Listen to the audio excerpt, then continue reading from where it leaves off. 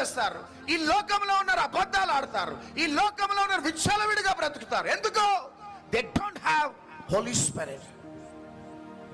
కానీ ఒక చిన్న అబద్ధం ఆడగానే, చిన్న చూడలేనిది చూసి, ఏదైనా పొరపాటు జరగగానే లోపట మనస్సాక్షి గద్దిస్తూ ఉంటుంది. నేను అబద్ధం ఆడినా అది లోపట అంతరంగంలో జరిగించేది పరిశుద్ధాత్మ నీలో. ఆ పరిశుద్ధాత్మ నీలో ఉండి ఆ ప్రక్రియ ప్రారంభమవుతుంది. నువ్వు పొరపాటు చేస్తున్నావు, బీ కేర్ఫుల్. ఇమ్మీడియట్ గా వెళ్తావు ప్రభు సన్నిధిలో, ఈ పొరపాటు నొప్పుకుంటావు. ఇది జరగటానికి కారణం ఎవరు?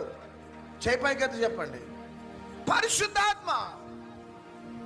ఒకసారి పౌలు అపోస్తుల కార్యం 16వ అధ్యాయం 6వ వచనంలో ఆసియాకు వెళ్ళి సువార్త ప్రకటించడానికి బయలుదేరగానే సడన్ గా పరిశుద్ధాత్మ అంటున్నాడు, ఆసియాకు వెళ్ళొద్దు అంటున్నాడు.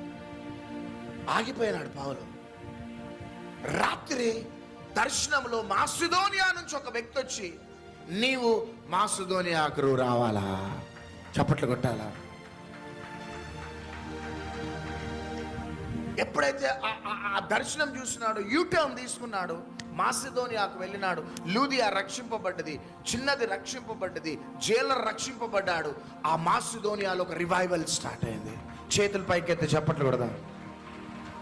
ఇది ఏ అనుభవం? పరిశుద్ధాత్మ మనతో ఇప్పుడు నాతో ఉన్నాడు, ఇక్కడ ఉన్నాడు ఆయన లేకపోతే నేను స్టేజ్ ఎక్క. Really this is my personal experience. Holy Spirit is a person just like Jesus.